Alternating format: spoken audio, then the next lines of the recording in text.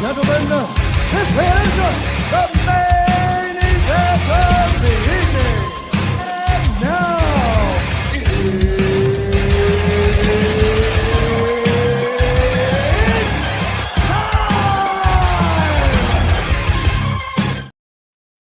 What's going on, everybody, and welcome to the main event of the evening. Alongside my brother Enrique Contreras, I am Jose Contreras, and what a show we have for you all today. But first and foremost, let's introduce my co-host Ricky. What's up, man? What's going on, man? I'm glad to be back and ready to do the show. Let's do it. That's right. If you guys are watching, we are live right now on Star 6 Media and on the JCA Sports page. You guys can catch us live every week on Tuesday. This is a live episode. This will re-air tonight at 8 p.m. On the same pages on YouTube, on Twitch, on Twitter, on Facebook, here at Star 6 Media. So make sure to follow us and watch us every single week. As my brother and I dive into combat sports. We talk UFC, we talk Bellator, we talk AEW, WWE, boxing, you name it. This is the show you want to be if you're into all that. And let's get right into it, Ricky. First and foremost, with UFC 287 that happened this past Saturday, Pereira versus Adesanya 2. And then before we get into the main event, let's get into the co-main event because we had a pretty good match between Gilbert Burns and Jorge Masvidal, and a shocking retirement at the end. Let's get into it. Let's get into it. Yep. Ricky Gilbert Burns defeated Jorge Masvidal via decision.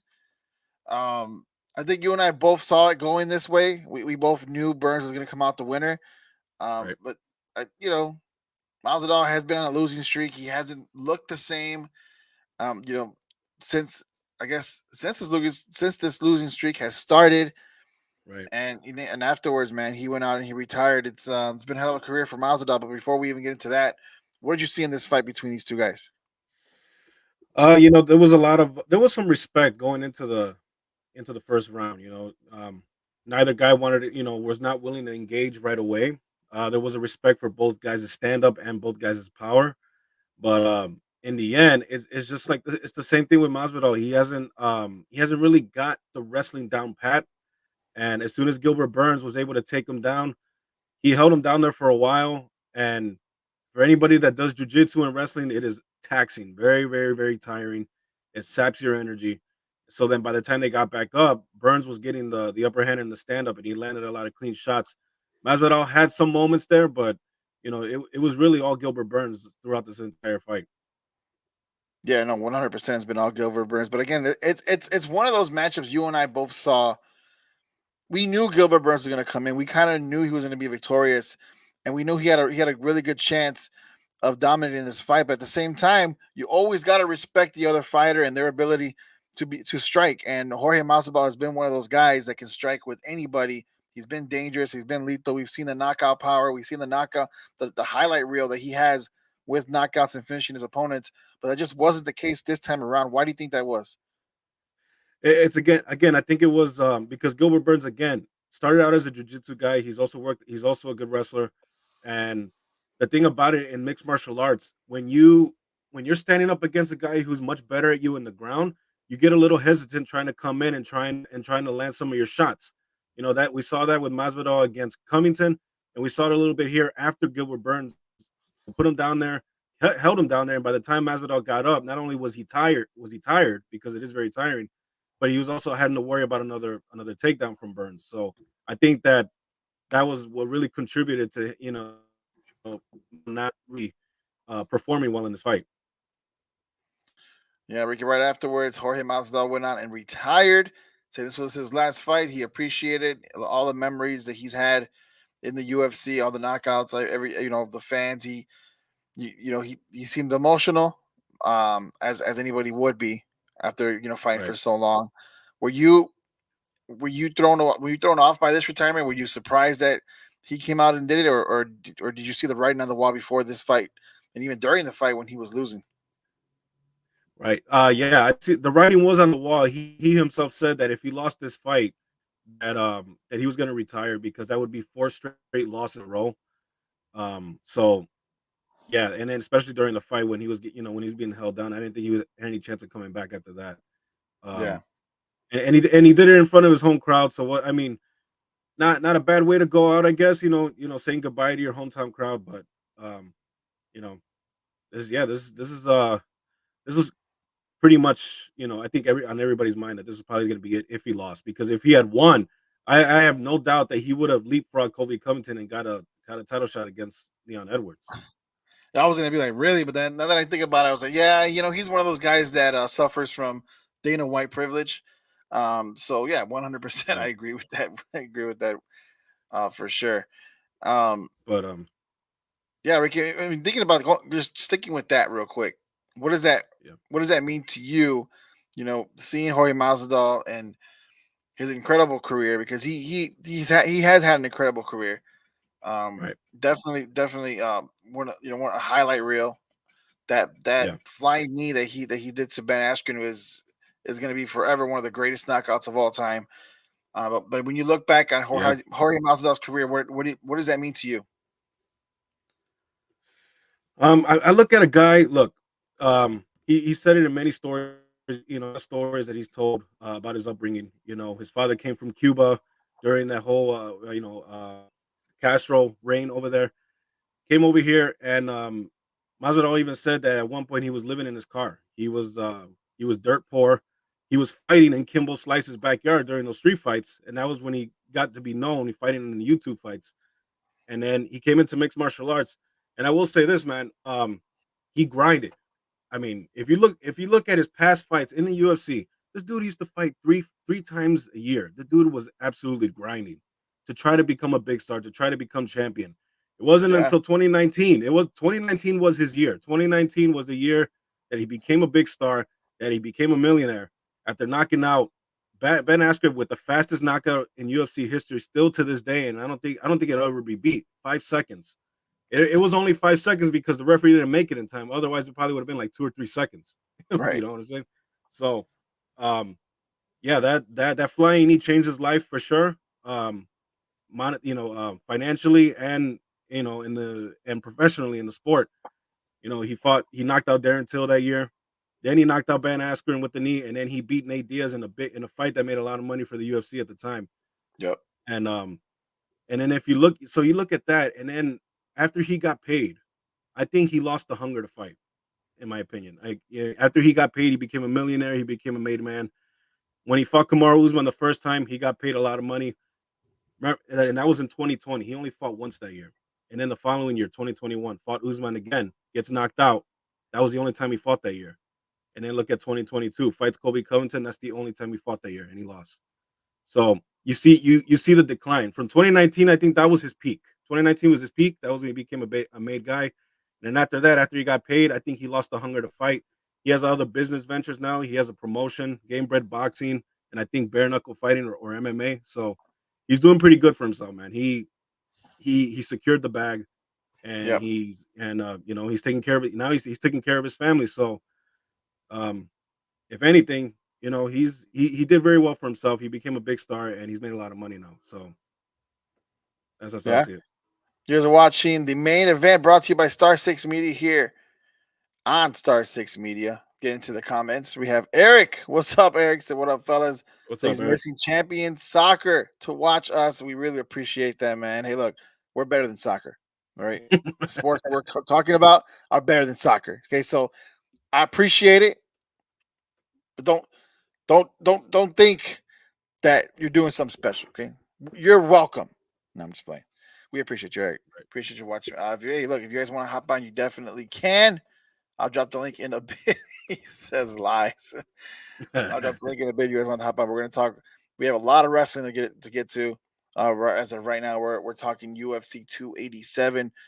Read it. Yeah, I agree with everything you said. That Ben Askren knockout from Jorge Masvidal way back when was amazing. His career, he's had a great career. I mean, back in the Kimbo Slice days, man, he was one of those tough fighters coming up, and definitely made a career out of it. Yeah. And yeah, here we are, man. Yep. Congratulations to him on a great He career. even And he hopefully, he he even got that tattooed on his shoulder, that flying knee. yeah, Like, again, that made him a rich man. So there you go. yep, yeah, Congratulations to him, and happy retirement to Jorge Masvidal. yeah. Happy retirement for sure for Jorge Masvidal. All right, Ricky. For Gilbert Burns, though, Ricky, he defeated Jorge Masvidal. What does this do for him? This is going to be even higher. I mean, this is it's not Oh, like Jorge Masvidal was somebody that was above him in the rankings. This was kind of a fight that Dana White put together because he knew, or at least he thought, it was going to be a banger. That wasn't the case. Burns did what we thought he would do, which was mm, dominate. mhm. But now what? What happens here from Burns? I think he should get the next title shot, in my opinion. I mean, if it ain't gonna be Hamza Chimaev, we really don't know what's going on with him. We Man, haven't heard anything about he's him. calling out everybody in the middleweight division, bro. Well, then move the fuck up to the middleweight division already, man. I think he's a huge problem from Adesanya. That's I think Oh so, yeah, man. one But hundred percent. yeah, but yeah, I think he should get the next title shot. I don't think Kobe Compton deserves it. Even as much as Dana White says it that he came in and he cut the weight and was the backup for Usman and Edwards. Burns has been busy. He's been active and he's been Yeah, winning. So in the post fight press conference, he said that he wants to get the next title shot after Covington and Edwards. Even though I think he should have just called it out right away. Hey, I want to be next no matter what. Fuck Kobe Covington. But he made an ultimatum to Dana White. You're like, I want to be the next in line after that fight. And if I don't get it, you just release me from my contract. That's what he said. yeah, And I Dana agree. and Dana and Dana White said, "Oh, fine, done deal." So he's absolutely going to get the next crack at the title, whether it's against Edwards now or after the result of Edwards and Covington. So that's what's next for him. Yeah, I mean, I agree with you 100%. It all depends, believe it or not, on Hazmat Chimaev. If Chimaev, who defeated Burns already, if he wants to come back down to the welterweight division and take a crack at it, as I think he should. I don't know why he's trying to move up in the first place. But if maybe making the weight is his issue, and which is the reason why he's going up to middleweight. But if that's the case, fine.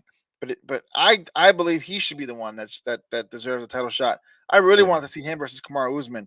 That's not happening anymore. right, in more ways right, than in more ways than not. Um, right.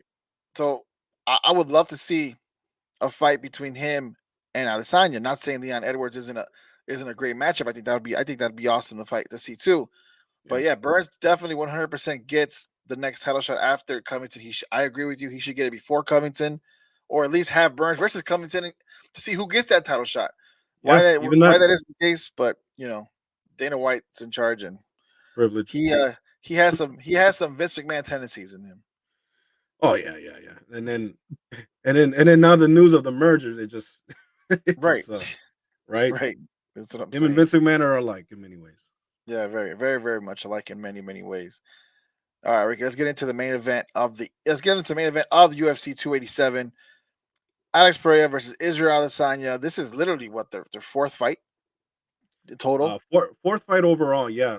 Between two different sports, but Yeah, 1-1 in the UFC. I mean, or actually, yeah, two fights in the UFC. This is the second yeah, fight in the yeah. I UFC. mean, we'll stick with the UFC, right? This is their second fight in the UFC. Alex Right. Pereira in the first one knocks Israel Adesanya out in the fifth round, taking away his middleweight championship. Now it's Pereira defending that middleweight title against Israel Adesanya, Hmm. and it couldn't have been complete opposite.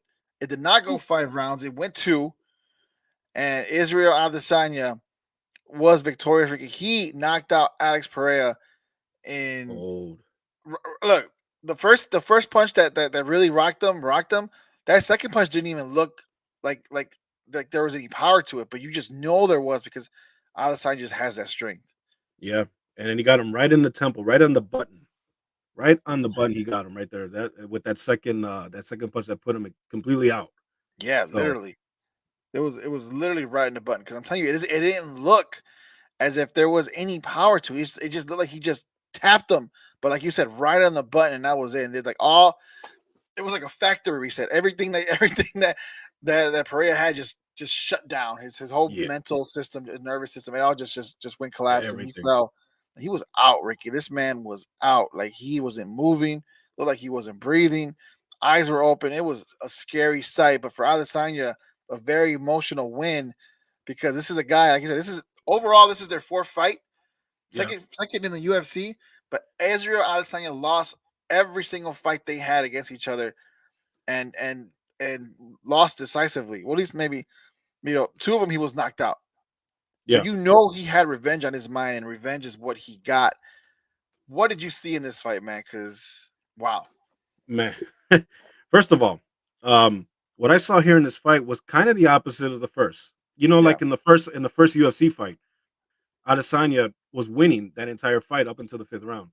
Yep. In this one, it looked like Pereira was getting the upper hand by the time we rolled into the second round. He was beating the shit out of Adesanya's leg, and it was Yep. starting to get compromised. It was starting to get, even though but Adesanya was still in this fight. He was still landing back, but Pereira was there with him, and he was beating the shit out of the leg. By the time we got to the second round, it looked. I mean, he got him. He kicked him in the leg again. He got compromised. Adesanya fell back into the cage.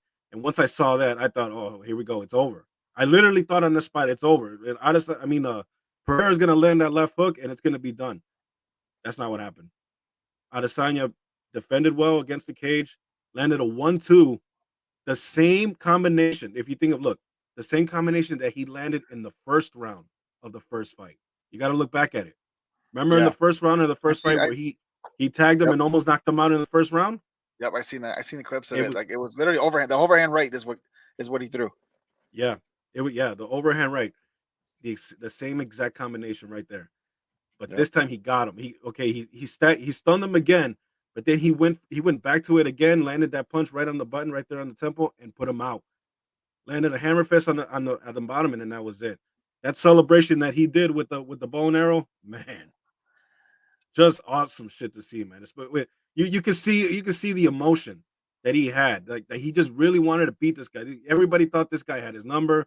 He was his kryptonite, so it had to be ultra satisfying for him to actually finally get this guy and knock him out. The emotion. I mean, I felt the emotion in the screen. Rick. I was, working my new schedule. I was kind of dozing off throughout the fight, but when I saw that, I jumped up and I screamed because I just almost knew what he felt in that moment because as you said, like that has been a monkey on his back for his entire career. He's been such a dominant champion in this middleweight division in the UFC. He's literally made the rounds. He ran laps around everybody. He defeated everybody decisively. It didn't matter who it was. You put it in Mhm. front of him, and Israel Adesanya was the best fighter in that octagon. But when it came to Alex Pereira, it was like he was his kryptonite. It was like he just couldn't get past him. And in the last fight, he was winning the entire fight, only to get knocked down literally moments before the round even ended. It's but that's what I'm saying. Like for him to come back and not only win and not only finally beat Pereira, but to knock him out and to knock him out cold and to Yeah, knock him out cold early just solidified everything that we all already knew that this man is one of the best, if not the best, middleweights this division has ever had in its history. And again, just imagine overcoming the one thing you could never overcome. We seen it yeah, in that celebration. Three bow and arrows. To me, that signifies those three fights where he lost to Pereira, yep, shot him, and celebrated. Even went to his son, pointed at Pereira's son, and dropped dead, kind of taunting him, just how Pereira's son did to him way back when. yeah. Um, That was pretty funny. yeah, I mean, the raw emotion, I loved it. I loved it. I loved every minute of it. But congratulations to Israel Adesanya, man, because what a fight, what a celebration, what a match, what a moment. But Yeah. if you're Alex Pereira, Ricky, what happens now? I mean, you beat this guy every single time. He finally knocked you out. Is this the tide turning? Are you looking at Israel like, holy crap? Okay, this is different. There has to be a rematch, right? I mean, I wouldn't mind it. I wouldn't. I mean, look, 3-1 overall, right, across two sports, but 1-1 in the UFC. Yeah, All right. So yeah, a rematch makes sense to me, but at the same time, Alex Pereira cuts a lot of weight. He cuts I mean, this dude walks around when he's not training, walks around at 220 plus. He's a heavyweight when he yeah. when I he's was not gonna, I fighting. was gonna say he was 219 at the fight. Yeah, yeah. So, and he cuts a lot of weight to get to 100. I mean, there was even reports that at the ceremonial weigh-ins, he needed to cut 2 more pounds to make the weight that same day. So it's not a very easy cut for him. The dude is massive. He's a monster. Yeah, Um, so moving up to 205, I think would be best for him in his career. I think he would do very well in that division, in the light heavyweight division, in the light heavyweight division. Yeah, 205. they need stars. Yeah. Yeah, yeah, they do, man. Especially with the way the title pictures look in there, man. Ever since John Jones left, Right, yeah, exactly. it's all over the place, right? Right, It's all over the place. We've already had like I think 4 champions now in the right. past 2-3 years, Yep. but um, so yeah, that would be a good thing for him, for his health, for his career, moving up to 205. But if he fights Adesanya again, you get no complaints out of me. I don't mind seeing that again. I mean, these guys have now already knocked each other out, you know, in the UFC. So these guys are, there's a real rivalry here with these guys. So Real I'm rivalry, al- one hundred so percent. yeah, so I wouldn't It's mind seeing it again if they do it. it's probably one. It's probably the only natural, like, real rivalry UFC has right now. You know what I mean? And I Yeah, say natural because it's not one that they just put together, right away. No, this is a rivalry that's dated back for years, even yeah, before both these guys came into the UFC. This is a yeah, legit rivalry, and yeah. now, And it's not you're personal too, because they yeah, respect the hell out of each other after the fight. right. But this is a legit rivalry. Bragging rights. I mean, who's better? It's perfect, man. It's just I love it. Yeah, and if you're Dana White and Israel Adesanya, you don't count whatever happened before the UFC. Everything that happened outside the UFC, that doesn't exist. Like, if I'm Dana White, or if I'm Israel Adesanya, that doesn't exist, because that was a different time, and Israel Adesanya is a way different fighter now than he was back then. Yeah. This version of Israel Adesanya is 1-1 against this version of Alex Pereira. Both guys are on the highest level of their careers. They're both in their prime. So a third fight, to me, in the UFC, makes tons of sense. The Mhm. rubber match that solidifies the rivalry, solidifies who's legit the best, the middleweight. But I agree with you that that weight cut is real for Alex Pereira. It's what, 185 that you have 185. to weigh in. When you have to weigh Yeah. in 185, and think about it, not even 24 hours later, he's already back up to 219. Yeah. Yeah. I'm Like, telling you, man. I mean, yeah, what? it's insane. It's an insane weight cut, and it's not good for him either, man. It's not good for your health No. when you're a guy that big. So, Like, how as how much do as you I would how do love you to, gain so much weight in less than 24 hours? You must have been starving yourself, depriving oh, yourself. oh yeah, yeah, dude. Crazy. And then sometimes look, not to take anything away from Adesanya and what he did here, but sometimes when guys cut that much weight, it affects their performance. Come fight night, they become more susceptible to being knocked out. We've seen it many times in the past. But you know, again, uh, I believe light heavyweight 205 is the best era. As much as I would love to see a trilogy, and between these two here in the UFC, yeah, I think he should move up, man. Yeah. No, I think that makes sense. It'll definitely benefit him in the long run for sure. If there's a dirt fight and he loses, I say do it. If he wins, then there you go. Yeah, But I mean, if he's okay with cutting that weight, sure. But yeah, it's gonna catch up to him eventually. yeah, And I mean, if you're Israel Adesanya, regardless of the fact, man, you're the best middleweight in my opinion. yeah. Credit to him. What does this do for him, Ricky? Obviously, we've all know how great he is, but what does this win against Alex Perez do for Israel Adesanya? Well, um, here's the thing, man. Up until he fought Pereira the first time, his fights have been nothing special. Yeah, Um, really. Yeah, it's true. Yeah, he fought Robert Whitaker the second time. We expected it to be good, but it didn't live up to what I thought would have been good. Then Jared Cannonier and then Mario Vittori. These were all kind of lackluster fights that he would dominate. It looked like he was getting bored there for a minute. It wasn't That's until what I think it Pereira, was. yeah. So and it wasn't until Pereira got hot, fast track to the title shot where now things are getting interesting. Now we're starting to see the Adesanya that we know, right? Yeah, So hopefully this doesn't mean that now that he's knocked off Pereira, and if they don't end up fighting again, that it doesn't go back to the same thing with Adesanya, right? I think the only way that it won't happen is if Hamza Chimaev does come up to the middleweight division and then gets fast tracked to the title against Adesanya. That is a very interesting fight, and I think he is a very legit threat for Adesanya's reign, his second reign as middleweight champion. Hamzat Chimaev is a threat to anybody at any weight class with any title. Uh, in the welterweight, we all thought he was gonna be the one guy to dethrone Kamaru Usman when Kamaru Usman had that run. That ended up being Leon Edwards. But for whatever Mhm. reason, Hazmat Chimaev just threw away the welterweight division and was like, you know what, I want to go up to middleweight. Yeah, And it looks like he's licking his chops right now right. with Israel Adesanya. And you're right, that match, that fight, if if it does end up coming to fruition sooner rather than later, will be amazing. 100% amazing. Oh yeah. Yeah, I think it's also I think also with Hamza there's a weight issue too. I think 170 is a lot of weight for him to cut. Like his last fight he didn't make weight. And Yeah, I he's a know. big guy. He's a big guy too. So Yeah. yeah, probably a 185 might be his landing spot eventually. And I think that would be good for him too. Yeah. And the guy's he's very outspoken, not your typical humble fighter. And No. both guys will definitely make for great TV for sure. Oh yeah, pay-per-view, whatever, man. Yeah. Yep. Bring it. Yeah, sign me up. I want to see that fight. Yeah, I do too. I do too for sure. You guys listening to the main event brought to you by Star Six Media. Make sure to follow us at Star Six Media. Follow us on Instagram at Star Six Media.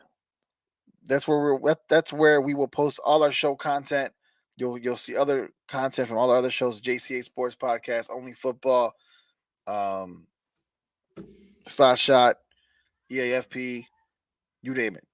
Right. We have a plethora of shows covering all types of sports here on Star Six Media. You don't want to miss it. And again, once again, you can follow us at Star Six Media on Instagram. All right, Ricky, let's get into some wrestling. We got a lot to talk about in the wrestling business. Um, you know, both AEW and WWE. There's plenty of news out there, Yep. and I guess let's start with AEW. And one of the biggest, free agents signings that I guess both companies were looking to sign in Switchblade Jade White. Yep. Well, he chose and he signed with All Elite Wrestling. He's now at AEW. Did not sign with WWE. I was shocked, and then I think about it, I'm like, maybe I'm not. Maybe I shouldn't have been so shocked. I thought WWE had a legitimate chance, but Yeah. it just didn't come out. I guess it just didn't turn out to be. Ricky, why do you think that is? Well, I think it's pretty obvious, right? Right.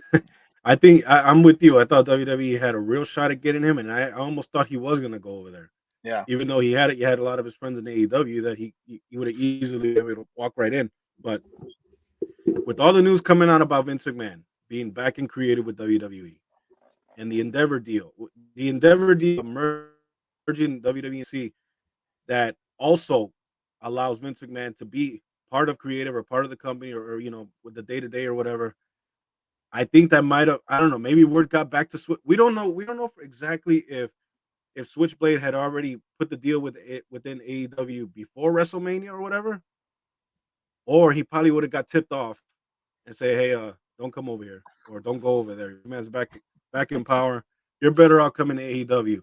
So I think he made the right choice because if he did go to WWE with all this uncertainty going on over there in WWE and Vince McMahon being in power or being or watching from afar from that's what I've heard today that he's watching even though he's not there, he's still watching and he still has the final say. Now, Yeah. um, I don't think he would have booked Jay White to his potential. So yeah, that is why he went to AEW. Who do you think? If that was true, and I agree with you. I think somebody tipped him off. Who do you think it would be in WWE? Who do you think would be the one? Hey, you know what? Maybe you should think It didn't twice have about to signing. it didn't have to necessarily be anybody in WWE. It could have been someone in AEW, one of his buddies. They're like, "Hey man, do you see what's going on over there?" I mean, the old man is back in power. Are you sure you trust your career with him? Booking your matches. And he's like, nope. I don't. I mean, I know I wouldn't. Right. I wouldn't. So I, yeah. So I, it I could was it, thinking. it I could was have thinking easily. more. Who are you I thinking? was thinking more of the AJ Styles and the Good Brothers. AJ Styles and Carl Anderson because we haven't seen none of them. And last time I checked, they were on WWE. Yeah, yeah. That's a good point. We AJ Styles was not on the WrestleMania card. The Good Brothers, we haven't seen them. Yeah, that's that could be too. I doubt it's Cody. I doubt it's Cody that's telling them, No, don't come over Cody's here. on top of the world right now. Yeah. So yeah, that's a good point. That is His former Bullet Club members. You know right. what I mean? Like, but no, but I agree with you. I was shocked that they didn't have. I mean, because I was always under the impression, like, you know what, he might just show up in NXT. Because I was thinking if he's gonna come in WWE, he's gonna go in through the NXT ranks first. You know what I mean? They're gonna work with him in NXT, Mhm. build his character, and then maybe bring him into WWE. That was just my way of doing it. I mean, that's what they did to Adam Cole. And Well, I yeah, figured, but that was under the Triple H reign in NXT, not the right, oh, Shawn Michaels. it's Shawn Michaels. Yeah, but come on, man. I think he should have been if he was going to come to WWE, he should have went straight to the main roster, SmackDown, preferably. Okay. I mean, regardless, I thought they had a legitimate chance. That didn't turn out to be as you mentioned. I agree. I think it had to do with Vince McMahon, lingering around, still having say so power, and Yeah, as you mentioned, this new Endeavor deal that WWE signed. Giving Endeavor was a 51% shareholder. yeah, They're now 51% shareholders yep, yep. with And then WWE and 49%. W yeah, and WWE retaining 49%. Yep. Yeah, so this merger made sense. It's pretty cool to see what exactly they're able to do, but at the same time, the one thing that was the issue, why that issue is coming back, Ricky, I have no idea. Why the hell is Vince McMahon rearing his ugly head once again? Why is he coming back? Does he not see that this has been thriving without him, or does he feel like, you know what? Look at this company's still doing good, and it's all because of me, because I left it to Triple H the way, for him to be able to be successful. This guy I'm sure that's what's on his mind. Yeah, he's a huge narcissist. huge ego. Um, and then not to mention, he's been friends with the CEO of Endeavor, Ari Emanuel, for 20 years. Yeah. And if you saw the MSNBC interview that they both did, dude, dude is just sucking up to Vince, like just just marking out to him, like, oh, Vince, I can't do this without you. I will not do this deal if you're not involved. This type of bullshit, man. Like, come on. So that's why he's there. And even though he's not going to retain much of all the power that he once had, he has a friend in Ari Emanuel that'll let him do whatever he wants. Yeah. So in all reality, nothing's changed for him. No, and Just so just less responsibility for the company, which is probably what he wanted anyways, given his old age. right. For win-win for Vince McMahon. Oh yeah, 100%. he still has his hand in it, but he doesn't have to do as much. So there you go. And then he got his money. Um, but yeah, back to Switchblade Jay White. Yeah, AEW was the right choice, Yeah. and hopefully he doesn't get lost in the shuffle. Hopefully he's in big programs right now. I think he's feuding with Ricky Starks. Yep. So hopefully everything goes good for him, man. He's a legit star. He Oh could be yeah, some. He could be something big for the company. yeah, 100%. Which is one of the reasons why I was hoping for him to go to WWE, because those are the type of wrestlers they need. Those are the type of stars they need. Yeah. It's not a coincidence that Cody Rhodes came back, from a hiatus, coming from AEW, and became a star. Mhm. I don't know if you noticed this, Ricky, but the guys that seem to come from the Indies or from New Pro Japan, they are better on the mic than a lot of the guys in WWE.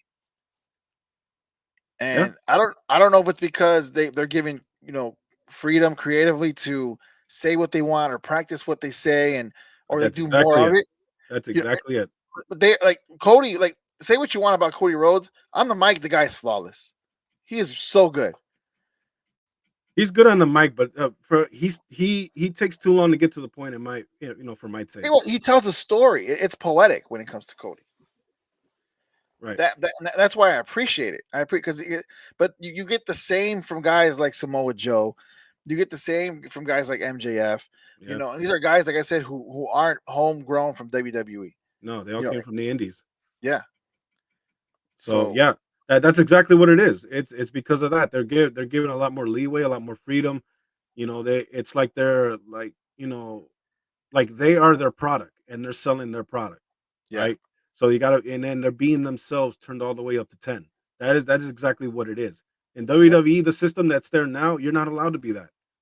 You're not allowed. You got to read from a script. You got to say certain things. You can't say certain things, and that's how it is. That's just how it is. It's been like that now for a long time. But yeah, I agree with you. The guys that come from New Japan Pro Wrestling, from the Indies, from other promotions, other smaller promotions, these guys are a lot more better on the mic because they're allowed to be themselves. Yep. And that's why I feel like that, Cody Rhodes is working out because of stuff like that. They could use like the nights like last night on Monday Night Raw. You don't have Roman Reigns, who's your champion. He's Mhm. not there. Right. Brock Lesnar, who just dismantled Cody the week before, isn't there. Hmm. You have top guys that aren't there. Right. You're not utilizing. I mean, was Bianca Belair? I don't even remember seeing her. But like, there, on a night where you're missing so many stars, you have someone like Cody, who isn't wrestling, by the way, but he could still cut a good promo, Hmm. keeping those guys relevant. Talking about Roman Reigns, talking about Brock Lesnar. He's keeping those guys relevant, and that I think gets lost in the shuffle of it all. That's why having good communication skills in an entertainment business like this is so important, especially when you have guys like Brock and Roman who aren't there every week, but you have Cody that can go out there and cut a promo that keeps Right. it relevant. Same with Paul Heyman. Paul Heyman's the exact same way. The reason why Yeah. you see Paul Heyman every week is because it's to keep those guys like Brock Lesnar and Roman Reigns relevant Yep. because they're not going to be there with their schedules. Right. And that's why I feel like someone like Jay White, who we know can cut a promo, who we know can be a good wrestler, is someone they need. They need more guys like that, especially if you're going to continue to go the way you're going with Roman's being champion. Right. Yeah. So this was WWE's loss, man. Yeah, Yeah, he's really good on the mic. I don't know how he would have been in WWE, because obviously he's going to be a much more watered down version of himself. right. But you got a guy who could talk. I mean, look, they got LA Knight there, a guy who can talk. Where's he been? Yeah, Come on, man. You don't look. Yes, Jay White would have been a great pickup for WWE, but they already got LA Knight right there, who is also great on the mic, who can talk. He wasn't even on WrestleMania. Shane McMahon got his spot. And y'all saw what happened to Shane McMahon, right?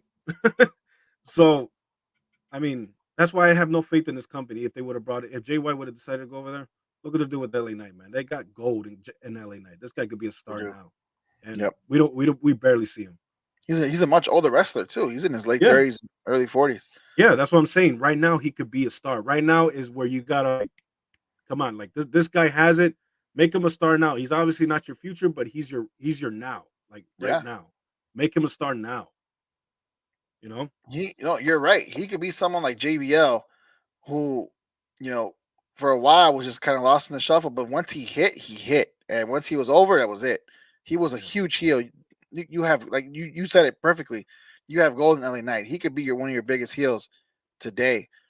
You just got to Yeah. capitalize on it. You gotta capitalize. It's something you got right now in your hands. Make him a star. But Yeah. again, yeah, that's an example right there as to why Jay White didn't go over there. Right. So so Vince McMahon being the main reason, Ricky. Now that he's back in power, what does this mean? Is like how bad is it for WWE that this guy still calling the shots? I think it's bad in the short term. Long term, I don't think he'll. I don't know, man. I'm I'm wondering if you know, it's like I'm waiting. I'm just waiting to see Triple H getting released now. At this point, with how I mean, as much as I don't want to see it, but if Stephanie McMahon left the company, why wouldn't Triple H? Right. Um. Yeah. So especially now, the reports coming out that Vince McMahon now has final say. Now he overrules Triple H in creative. Triple H is still head of creative, but it's just a title now. It's Yeah, not. it's nothing. It's nothing. I mean, Um, it means just as much as you and I and I being think, yeah, and I think once again, it's going to affect WWE in securing free agents or guys, re-signing with the company. I don't know if you heard, but Drew McIntyre, his contract is coming up, and it's said that they're still far apart in securing a deal with him. Yeah, I've heard rumblings that he wasn't happy, but then now, but at the same time, I'm hearing it's more of an injury. It's why you haven't been seeing him. Regardless of the fact, it's not good. Well, that's different. I mean, I think that's separate. Yeah, it's injury, but there is reports that he is unhappy, and I think it comes down. He's unhappy with creative. He's unhappy with the money that he's not Yeah, receiving, and you know, so that's one to watch right now. I still think he'll sign with WWE, but if it's really that bad, if he doesn't want Vince McMahon back in power, we don't know what he feels about Vince McMahon. But if that's the case, it's like I said. I think with Vince McMahon being back in power, they're gonna have a hard time retaining some of these guys within the company as well as signing free agents that potentially could have came over here, but just don't want to deal with the old man. yeah, guys and girls, because Yeah, there's been also been rumors about Bailey being unhappy about what's going on with her and her situation. Now, let's not forget who her best friend is. Sasha Um, Banks, Mercedes Mercedes. Mercedes Monet, aka Sasha Banks, who left and is now in New Japan Pro Wrestling doing her thing. I mean, what's to say that that's not influencing Bailey at all? Yeah, I can still be successful elsewhere. You know what I mean? exactly. Vince Yeah. McMahon was the reason why she left, and then Yep. when she had a chance to come back, trying to renegotiate with Triple H when Triple H was in power, I think she even was like, nah, Vince McMahon will be back, and like I'm not even gonna take a chance, and I want to go and do my own thing, and that's what she did. So yeah, that's a real possibility that She's Bailey. not the only one. Naomi still hasn't come back. No, I don't think she is either. She And I she's thought, been doing she's been doing programs with Jade Cargill from AEW on just on other promotions, doing other stuff. yeah, yeah, So she might end up in AEW for all we know. But yeah. Tony Khan loves his former WWE superstars. He'll sign them all up. Well, he needs them in the women division. That I'll say. As far as the men goes, unless it's someone like Drew McIntyre, leave him alone. But Oh no, if Drew McIntyre's available, yeah, you get him. you need to bring him in. Oh yeah, 100%. I agree with yeah, that. But as far as the women division goes, he needs someone like Naomi. He needs someone like Mercedes Monet. Someone like Bailey. Grab your WWE female superstars because they can thrive in your company, yeah. and it's more talent to use. And what I feel is still a lackluster type of division in AEW. Right. Yeah. So They, yeah. They need more women in that division. That's for sure. they brought in Valkyrie, and she just doesn't do it for me, man. She's feuding with Jade Cargill. She just doesn't do it for me. Uh, It's I don't know, but yeah, Vince McMahon being back in power is not good. It's not a good thing for WWE. I guess we're just in wait and see mode to see what exactly happens. It's yeah. not a coincidence that Roman's still champion. Brock Lesnar is now. It seems like he's in a main event backlash again with Cody Rhodes because there's also reports that Roman's not even going to wrestle on Backlash. I mean, who with who? They have no program going for him other than Cody, No. and Cody's now with Brock. Yeah. How does that make sense? This is exactly what I was talking about with him winning at WrestleMania. I said this last time we were on, Ricky. I said this. I said if Roman wins Hmm. and retains the title for this 1,000-day reign, it's not gonna make sense or it's storyline wise for anything going forward. Now look, you don't see Roman. Right. He's back at home doing whatever he wants. Yep. There's nobody in line for that title shot. Nobody. There's no number one contender announced. No. There's nobody in the wings waiting for him to come back. It Right. was supposed to be Cody. And now Cody is going to be wrestling Brock. This is exactly. He's the double champ. Oh man. You're about to start a draft Look, for both I Raw agree. and SmackDown. Yeah. Look, I agree. I agree with you right there 100% that it doesn't make any sense now that Roman is still champion. But when we were talking about WrestleMania, I told you he's retaining. Why? Because the plan all along was for Roman to retain this year. Remember, the original opponent was The Rock. He didn't want to do it. Then he went to Stone Cold Steve Austin. He didn't want to do it. Cody was the third option. And so if The Rock was the original opponent, you could nobody could see that The Rock was going to beat Roman, right? I think they had it in their mind all along. We got it. We want this guy to make 1,000 days as champion, so that way they can brag about it for years to come, right? Because Right. that's all they're about. They're all about legacy. They're all about bragging that we're great here. We're awesome and this and that. Blah blah blah. We had the longest reigning champion, Universal Champion. So that was the plan all along. That was why I said that Roman was retaining, even if it didn't, if it made whether it made sense or not. I knew he was retaining, and sure enough, he did. But now they're in this predicament again, like you said. He's taking time off again, and then you got Cody feuding with Brock, which I believe 100% was a Vince McMahon decision. And It's a good feud. Don't get me wrong. I'm not mad that they're in a program together. me neither. I'm just mad that Cody's not champion. I think he still will be, but look, I think he still will be champion. I think what they're doing is they want him to go through adversity. They want him to go through the beast, Brock Lesnar. They might even beat him in this first. They might have a program, and for all we know, Brock might even win this first match. So I think what they're trying to do the long road with Cody Rhodes, they want him to go through adversity because if you think about it, leading up to WrestleMania, he was handed everything on a silver platter. He was Number undefeated before number WrestleMania. 30 and number 30 in the Royal Rumble, one of the last four when he came in. And then, I mean, did you think they were actually just going to put the title on just like that? I didn't think so. I didn't think so. So, especially against beat a guy who have they invested in for the last 7 years, Roman Reigns. They desperately for 7 years try to make this guy the guy in WWE, right? Yeah. They were. So you think they were going to bring a guy who went away for 7 years, comes back after creating a rival company, and they were going to have him beat their biggest star that they put a lot of time in? I didn't think so, bro. I don't think so. It wasn't going to happen. Not yet.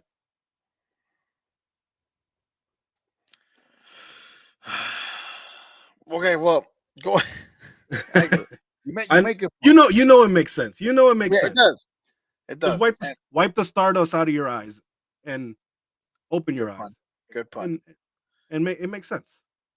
Um, when you mentioned The Rock, I rolled my eyes a little bit because the rumors are back up that The Rock and Roman at WrestleMania 40 are something they want. I really do hope that's just nonsense. I don't think. At, I think The at this, Rock's done, man. He's done without even saying that he's done. He just needs to retire. He just needs to say he's done.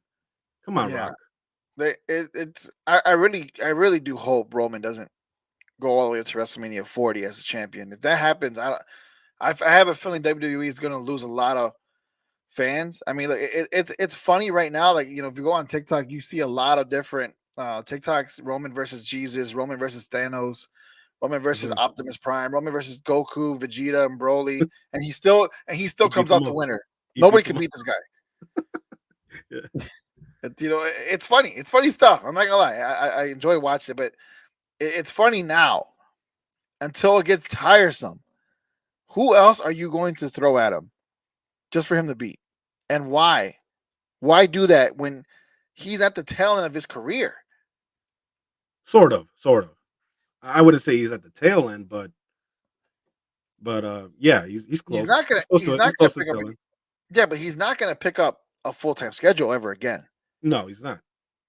That's like giving a dog the best meat in the world. How can you give him back dog, the generic dog food when you just I gave think. him I grade think A he. ham, you know? Right. Right. I think eventually he'll reach the Brock Lesnar status where he's getting paid per appearance. Yeah. That's where he's heading. I still think he's going to do this for a long time, just like how Brock is still doing this. You know? That's a good segue. Ricky, Logan Paul, who's a part time wrestler, um, inked his new deal with WWE.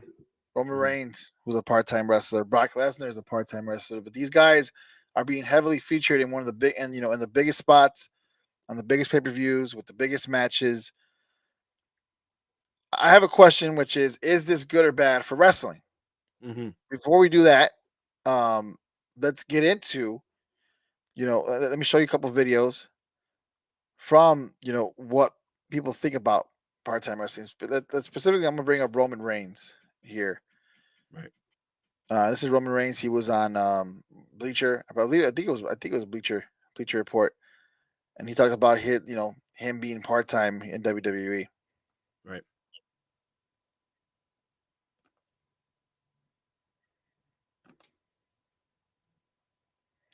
my setup, and they can all say what they want. Every single one of them would take my deal if they could get it, but they just can't get it.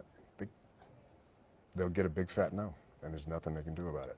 But they can say what they want. Seth, any of them. Seth would take my deal if he would take my dates. He'd love to get my money, but it's not for him.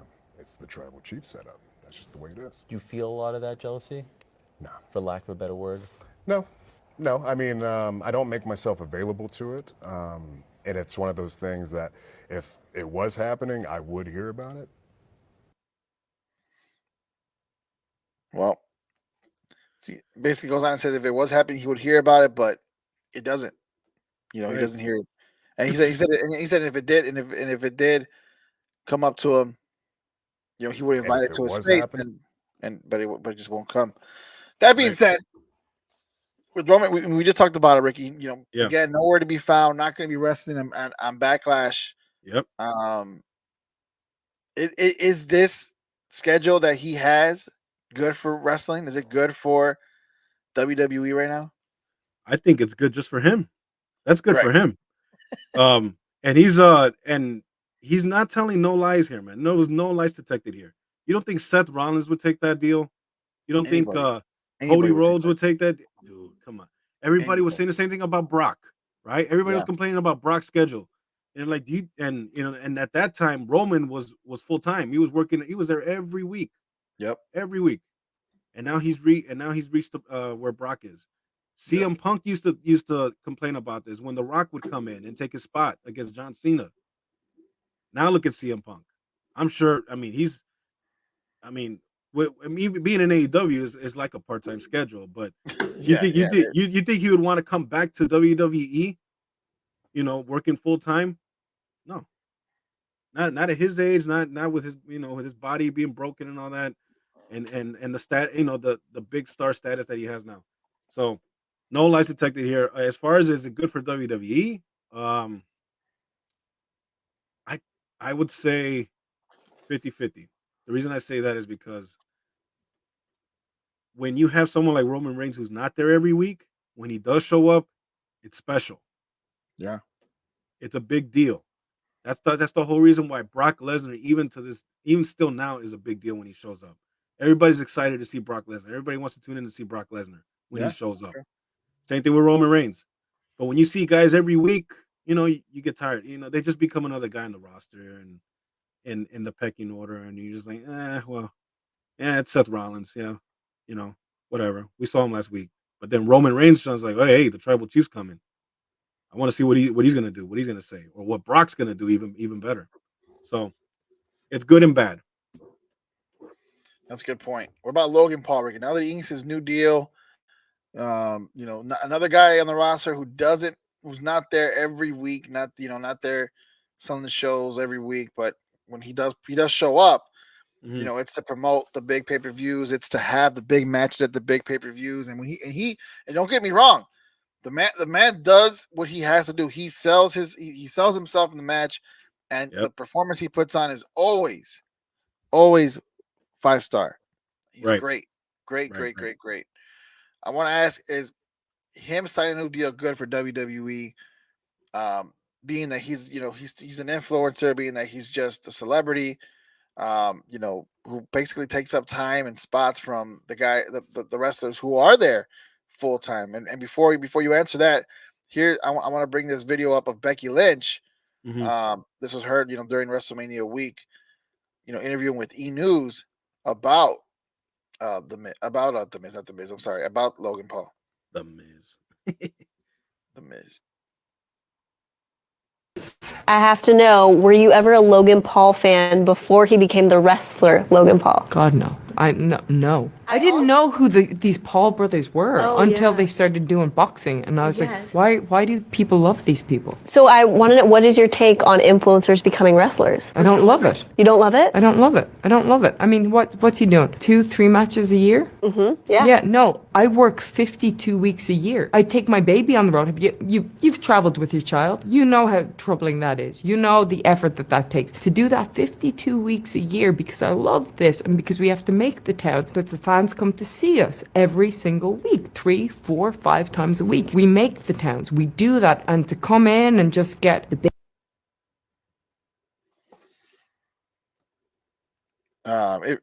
It froze what she said, but to come in and to get the big matches and the big pay-per-views, it's and not put in the time effort that they put, it's basically, it's insulting and she doesn't like it. Right. She has sentiment. She has a point there. She does. Yeah. But for WWE, someone like Logan Paul is big time because of his followers, because of his name, because of everything that he brings to WWE. Not to mention the guy is amazing in the ring. He's a natural in the ring. Yeah. It's a no-brainer for them to sign him. But what's your state on this? I mean, yeah, I get it. For the wrestling purist, yeah, it has to be frustrating. The ones that really came from nothing, started in the indies or whatever, or in a developmental system and worked their way up, through a battle, through all the injuries and all the time away from their family. I get it. I'm sure it's very frustrating for them. But when you're a promoter and you're a business owner, and I'm looking at this as a business promoter perspective, you want to sell tickets, you want to sell pay-per-views, you want to bring in ratings, you want to bring in interest. And when you bring in influencers and celebrities, that drives up a lot of revenue, that drives up everything. And so is it a good or bad thing for the business? It's a good thing for the business. Not so much for the wrestlers that have been there and are there every week and grinding it out. I feel for them. But I remember my son little Ricky would ask me, like, what's the best way to get into pro wrestling now? And I told him there's only really two ways. All right. You either need to be born into a wrestling family, like Roman Reigns, the Anoa'i family, Cody Rhodes coming from, being Dusty's son. You either got to be born into a wrestling family or you got to be a celebrity. If you're a celebrity and you're a big wrestling fan and you want to do this, they're not going to turn you away. The WWE has a performance center. They'll bring you in and they'll help you work. They'll work you into shape. But if you ask me, those are the two best ways to get into wrestling if you want to be a wrestler. Not the only. I agree with you. Those are the two easiest ways in. Yeah. There's still the old school mentality way of working in the indies, getting over. Mm-hmm. But you have to get over. You have to get over to get noticeable. Yeah. And nowadays the best way to do that is through social media. So in a way, you're kind of right. Like Logan Paul, you need the following to gain attention from anybody in the big leagues. Yep. So you're not wrong. You're not wrong at all. No. If you want to be a wrestler now, go on YouTube, start making videos, make yourself go viral, become famous, right? And then if you have an itch to do pro wrestling, all you got to do is just contact McMahon or Paul Levesque, Triple H. They're like, we'll bring you in. Hey, we got the performance center. Yeah, sure. Yeah, right. They have the following. They're athletic. They're let's bring them in. Let's train them. Why not? Exactly. So, yeah, there is still but I do feel for these guys and girls who've been there, and they were doing it. They started from the bottom, worked their way up to the top. I get it, man. It's got to be ultra frustrating. But yeah, those are the best ways to get in, man. They really are, and it's good for business. So if I hope I answered your question, is it good for WWE? It absolutely is. It's good for business. To me, I agree with you. It is good as long as the matches are good. Someone like Logan Paul and Bad Bunny, we know can perform good matches, so it makes 100%, sense why they're there. Right. But like for the wrestlers that aren't featured, that are getting their time slots taken away because of them, that's where you look at EW and you're like, you don't see much of this going on over there. You don't see much celebrities or influencers over there, hardly any at all. Right. So it's like, what's stopping them from going over there? And that's why when you're Tony Khan, you're like, hey, this is everything WWE does, regardless, is good business for me. Whether it's Vince McMahon coming back or them giving the spotlight to Logan Paul or Bad Bunny coming up at bat, he's gonna have a match with Dominic and Ray and them. He's taking away TV time and stuff like that. That's good for AEW because they don't do stuff like that. At least not yet. And it's the one thing I could commend AEW for is they try to give as much TV time to everybody as possible. Right. That's why you see a lot of 6-man tag matches or battle royals, because they're at least trying to incorporate everybody on the roster. It gets a bit annoying, but at the same time they're at least doing it. Right. There's still some people on that roster that I'm scratching my head like, why are these guys not on TV? But but again, yeah, you're right. They're trying to get some of these guys TV time, and you don't see celebrities over there like that all that much or at all. And these are all guys that have worked their way there, and they're trying to become big stars in that company. Yeah. So I mean, yeah, WWE could keep doing it, but you could hear in Becky Lynch's voice. It is bothering. Oh yeah. Let's play 2 more clips, Ricky, and this one's about Cody Rhodes and Seth Rollins. Cody Rhodes, when he came back last year at WrestleMania, had a feud with Seth Rollins, beats him every single time they wrestled. Comes back for Royal Rumble, gets the spotlight, going right back into WrestleMania. He's the guy right now. It seems like he's their biggest star, biggest baby face. Going for them is Cody. He's over. Yeah. You have someone like Seth who's been doing this for so long, and there's some animosity between him and Cody. They really don't like each other in real life. Cody's went on and said it. Seth has gone on and said it. And I want to play this video and get your reaction on what you feel both from Seth and Becky on the situation. Okay. Let me play Seth first.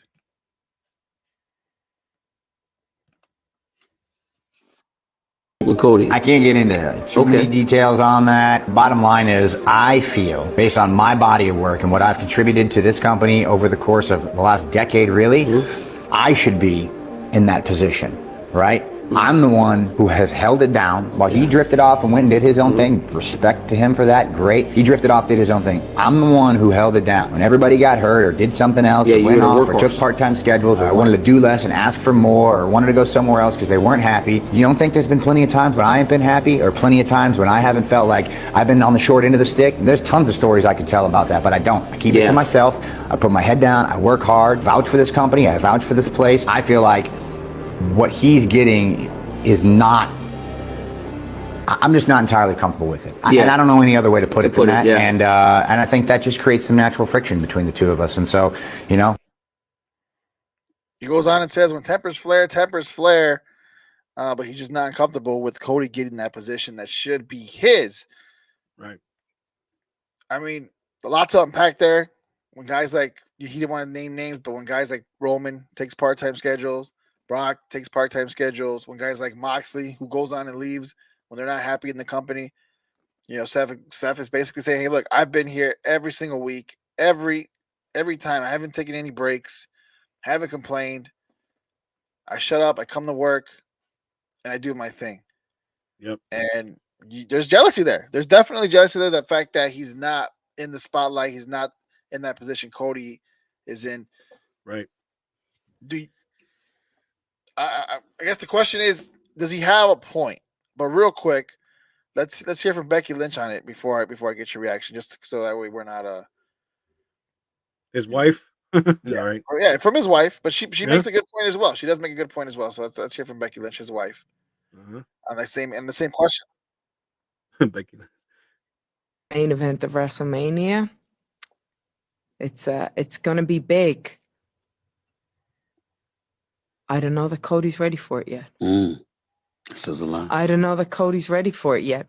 I wonder if it should have been Seth Rollins in that spot. I wonder if he should have been walking out after everything he's done for the past several years, his whole career. Damn it, been carrying this company on his back. Cody walked away, came back. He's getting. Yeah, well, the video's still buffering, but basically saying Cody came back, got the spotlight. Should have been Seth. That's her husband. Right. She was talking to Stephen A. Smith. Obviously. Well, but there's a little bias there. I mean, yeah, of course, there's a little bias there, 100%. But it does give, I feel like it does. That video does put into perspective that, it's not just Seth thinking it. Right. You know, Right. you and I, we've have significant others. We can still disagree with them.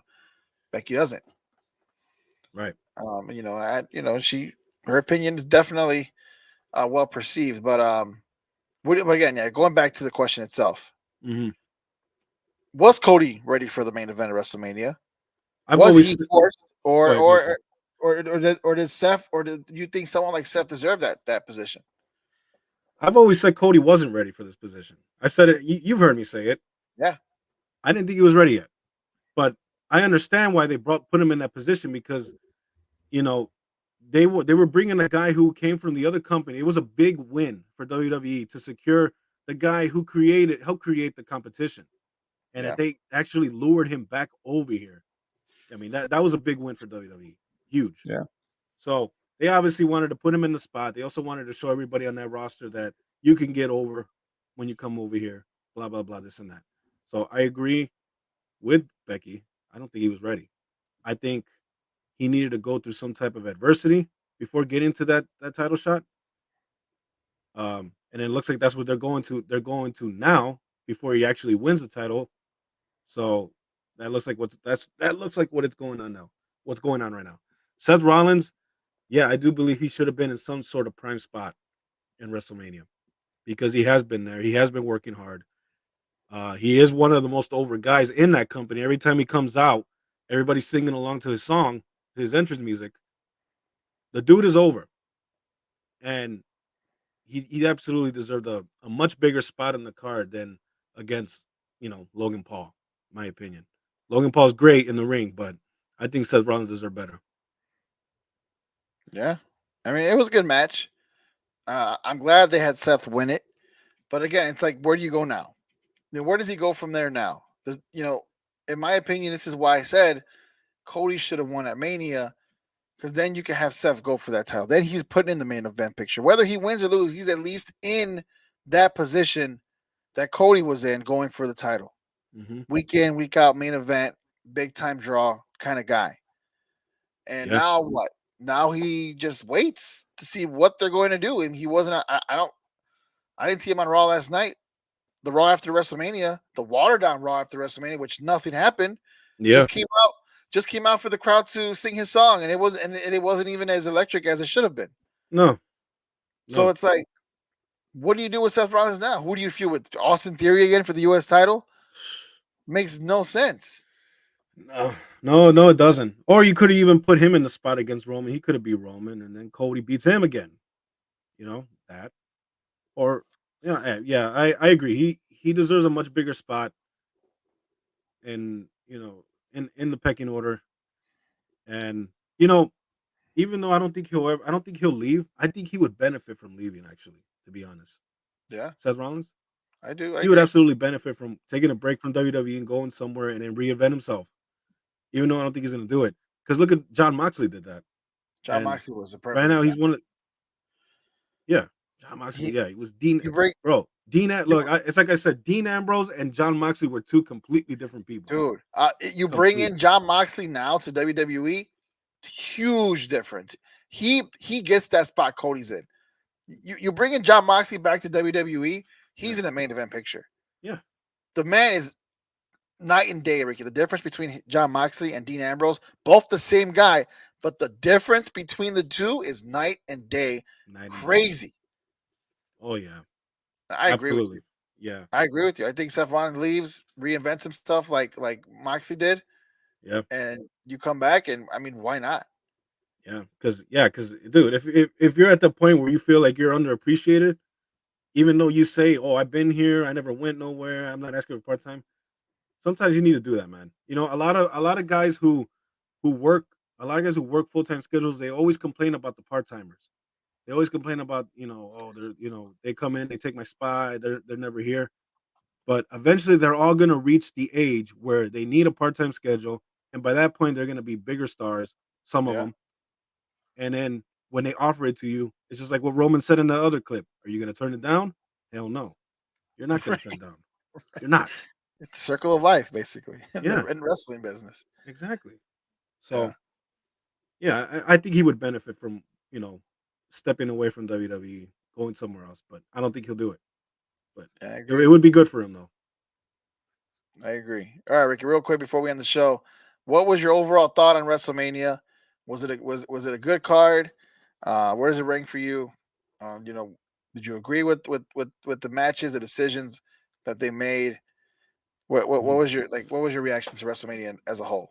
I think night one was the best out of the two. I think I Yeah, enjoyed night one a lot more. The main event with Kevin Owens and Sami Zayn and the Usos was a great main event.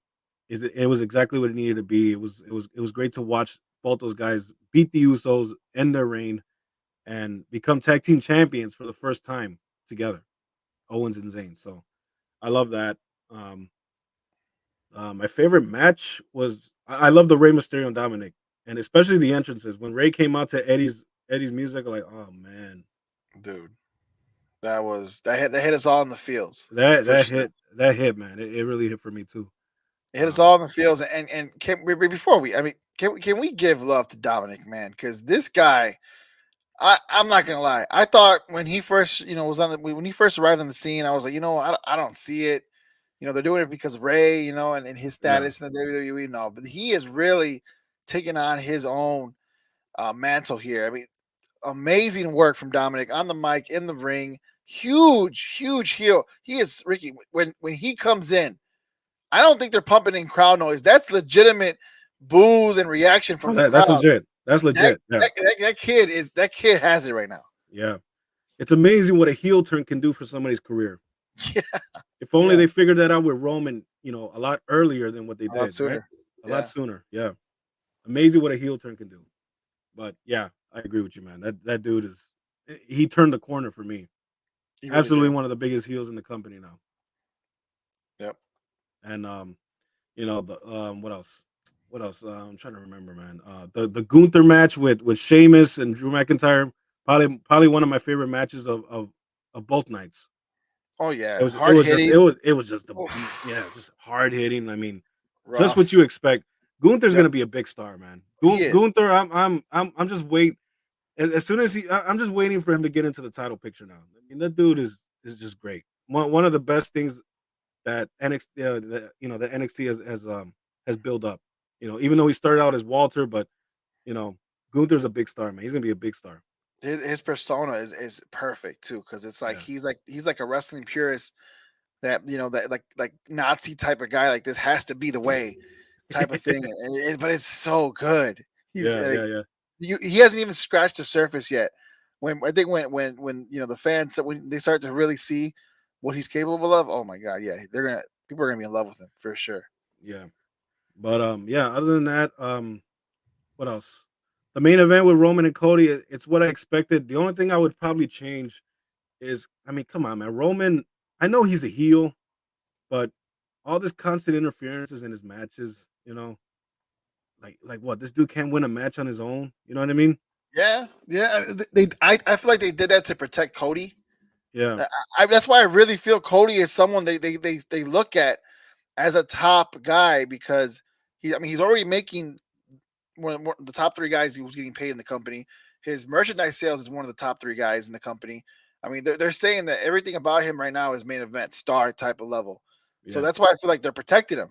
They protected. He was undefeated up until Roman Reigns, and even when he lost to Roman, it had to be because Roman cheated. That says a lot about Cody, or at least how they feel about Cody. Yeah. But then it also says a lot about Roman. Like he can't win a match by himself. It's always constant interference. Solo Sokoa interfered. I don't know how many times in that match. Yeah, the So Usos was in it. yeah. So I mean, other than that, I expected him to retain. I know a lot of people expected Cody to win, but I was in the minority that I thought Roman was going to retain. And sure enough, that's what it was. It's good for business right now, or it was. But I don't um, know how it is, but I guess you know, it's good. It's good for history. How about that? It's good for good for history purposes. good for history. You know, it's Yeah. good for history purposes. But right as of right now, not having your double champ when you're about to go into a draft, when you're going to start separating superstars and separating brands again like you used to, Yeah. you need two champions. That's how that works. Right. I mean, I get it. You have Gunther, who's the intercontinental. He could be the top guy, but the intercontinental title isn't the same as the WWE championship. So that you can't, as much as you could have Gunther in a main event, which is great. You can't sell me that it's bigger than a WWE Championship. You can't. Right. Well, And that's their. Well, that's about it. I was upset that we didn't see any Bobby Lashley or LA Knight on the show. Instead, Shane McMahon and Pat McAfee took those spots. I think. Yep. The thing with Shane McMahon, everybody's gonna remember. Everybody's gonna remember Snoop Dogg saving that segment too. It was one of the most funniest things I've seen with Snoop Dogg. Yeah. Other than that, man, overall good show. Good show. One of the best WrestleManias that we've seen in a while.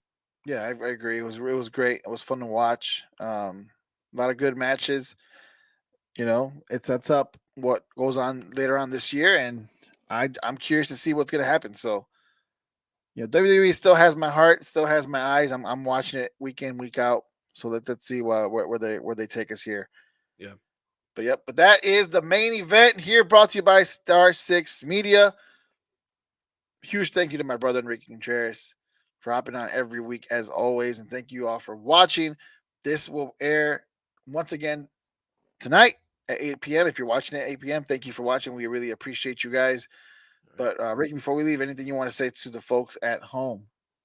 Thanks, guys, for anybody that's tuned in. Thanks for the support, and we're glad to be back, and we'll be here.